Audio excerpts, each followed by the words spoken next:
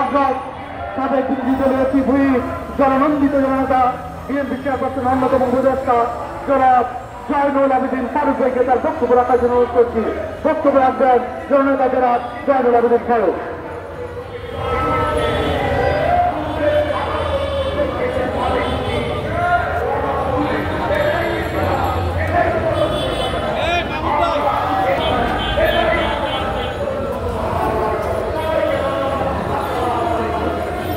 গণতন্ত্র ফোরামের আজকের এই সমাবেশে সম্মানিত সভাপতি,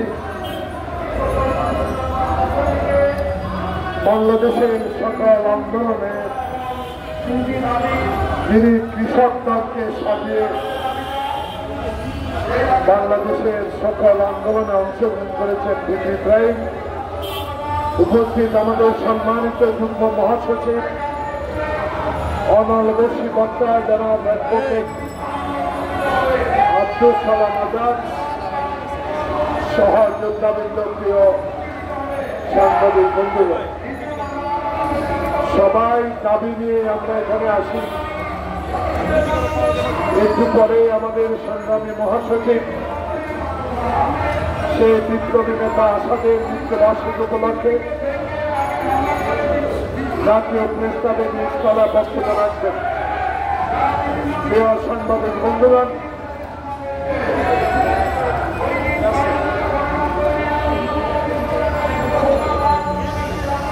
আমি অত্যন্ত সংক্ষেপে কয়েকটি স্পর্শকাতর কথা বলতে চাই। আজকে সকালে ঘুম থেকে উঠে সকল পত্রিকা, মিডিয়া, অনলাইন, ফেসবুক সব একটি সংবাদের প্রতি আমার নজর এসেছে। সংবাদটি হল ট্রাম্পের অভিষেক অনুষ্ঠানে হিন্দুস্তানের জয়শঙ্কর দাদা গিয়েছিলেন। গতকালকে ওই দাদা আমেরিকার ফরেন মিনিস্টারের সাথে আলোচনা করেছেন বিশ্ব রাজনীতি নিয়ে, প্রতিবেশী বাংলাদেশের রাজনীতি নিয়ে। সেখানে একটি কথায় উল্লেখ আছে, এক সাংবাদিক প্রশ্ন করলেন বাংলাদেশ নিয়ে কোনো আলোচনা হয়েছে কিনা। প্রিয় বন্ধুগণ, যে ভারত বাংলাদেশের গণতন্ত্রকে গলাটিপে হত্যা করে ষড়যন্ত্রের শেখ হাসিনাকে সার্বক্ষণিক সহযোগিতা করেছিলেন, সেই জয়শঙ্কর বলেছে বাংলাদেশ নিয়ে আলোচনা হয়েছে কিন্তু বলা যাবে না। প্রিয় বন্ধুগণ, সেই দেশের ফরেন সেক্রেটারি আরেকটি দেশের ফরেন মিনিস্টার সাথে আলোচনা কি হয়েছে সেটা সাহস করে বলতে পারে না সেই হিন্দুস্তানের ফরেন সেক্রেটারি জয়শঙ্কর দাদা। আপনাকে আমরা স্পষ্ট করে বলে দিতে চাই, বাংলাদেশের অভ্যন্তরীণ রাজনীতি নিয়ে আর কখনো মাথা ঘামাবেন না। অতীতে করেছেন শেখ হাসিনার কারণে, বাংলাদেশে এখন শেখ হাসিনা নাই। অতএব বাংলাদেশের গণতন্ত্র, বাংলাদেশের স্বাধীনতা, বাংলাদেশের সীমান্ত নিয়ে বাংলাদেশের ন্যায্য দাবি আপনাকে দিতে হবে। আর তাল বাহানা চলবে না, কারণ শেখ হাসিনা। আরেকটি সংবাদের প্রতি আমার নজর এসেছে। আমাদের অত্যন্ত তরুণ রাজনীতিবিদ নাগরিক কমিটি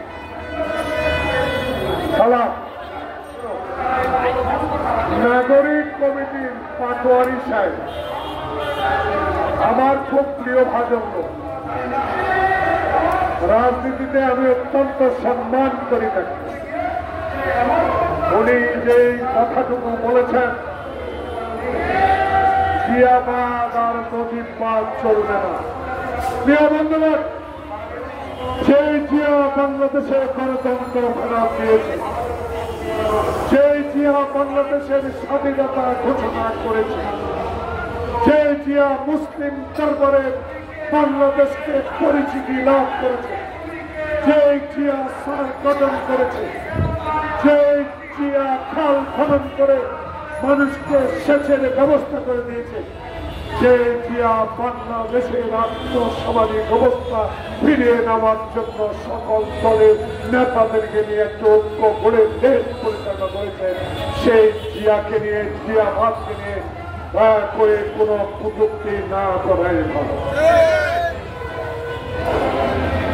আরেকজন আবুল হাসনাত আমার অত্যন্ত প্রিয় ভাজন ছাত্র নেতা, আমরা আপনাদেরকে স্নেহ করি, সম্মান করি। স্বাধীনতা যুদ্ধে আমরাও যখন 24 বছর বয়স ছিলাম, আপনার এখন আমাদের চেয়ে অনেক কম বয়স, আপনার আমাদের মতো 70-80 হবেন। তখন আপনার ব্যাপার যদি এই কথা বলা হয়, আপনি জীবিত থাকলে তখন আপনারও মনোকষ্ট হবে। আমার নেতা মির্জা ফখরুল ইসলাম আলমগীর বাংলাদেশের একজন গ্রহণযোগ্য নেতা, বাংলাদেশের অত্যন্ত গুণীজন ব্যক্তি।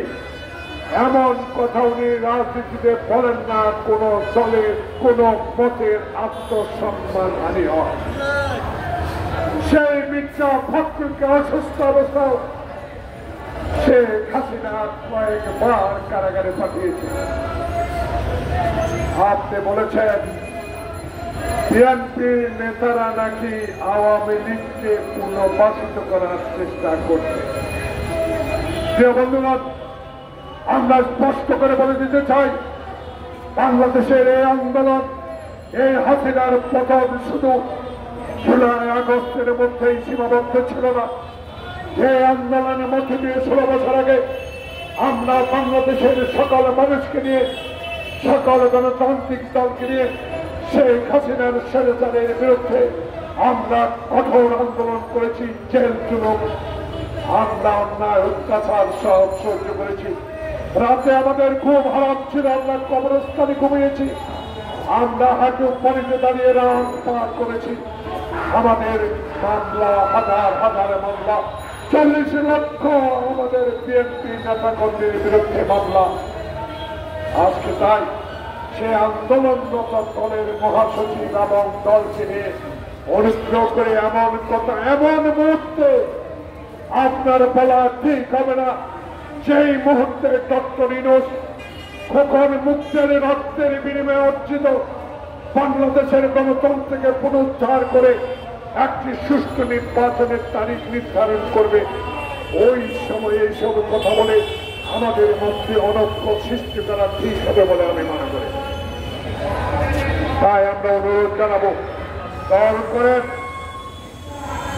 মাঠে কাজে যান, মানুষের কথা বলেন, অন্যায়ের বিরুদ্ধে রুখে দাঁড়ান, কিন্তু দয়া করে একটা প্রাচীন শ্রমিক দলের প্রতি এমন ইঙ্গিত করা ঠিক হবে না। যখনই আমরা ঐক্যবদ্ধভাবে শেখ হাসিনাকে বিদায় করতে পেরেছি, আমরা আশা করি আবারও আমার ঐক্যবদ্ধ থেকে বাংলাদেশে এমন একটি নির্বাচন দিব, এমন একটি নির্বাচনের ব্যবস্থা করবে ডক্টর ইউনূস। সেই নির্বাচনে বাংলাদেশের জনপ্রতিনিধি নির্বাচিত হবে, বাংলাদেশের সংস্কার হবে, বাংলাদেশে আইন প্রণয়ন হবে, বাংলাদেশে সংস্কার হবে, সকল কিছুই হবে। কিন্তু তার আগে আর একটি ষড়যন্ত্র করে ওয়ানএলেভেনের মতো আবার বিলম্বিত করার কোন অবকাশ বাংলাদেশে আর হবে না। আমাদেরকে আন্ডারস্টিমেট করেন না। বিএনপির একটা কর্মীও এত অত্যাচারের পরেও আওয়ামী লীগের যোগ দেয়। আজ বিএনপি খাঁটি গণতান্ত্রিক, বিএনপি খাঁটি সংবিধানের প্রতি অনুগত, বিএনপি স্বাধীনতার ঘোষণা শেষ দেওয়ার আদর্শের দল। আমরা জীবন দেব, তবুও বাংলাদেশের মানুষের অধিকার প্রতিষ্ঠার জন্য সংগ্রাম করে ওদিকে যেভাবে করেছি, আবারও প্রয়োজনে রাস্তায় নামব একটি নির্বাচনের জন্য। সেই নির্বাচন 1998 সালে অনুষ্ঠিত হয়ে বাংলাদেশের আপসী নেত্রী বেগম খালেদা জিয়াকে প্রথম মহিলা প্রধানমন্ত্রী বানিয়েছিলেন। আমরা সেই নির্বাচনে আশা রাখি। তাই দয়া করে ঠিক এই মুহূর্তে এই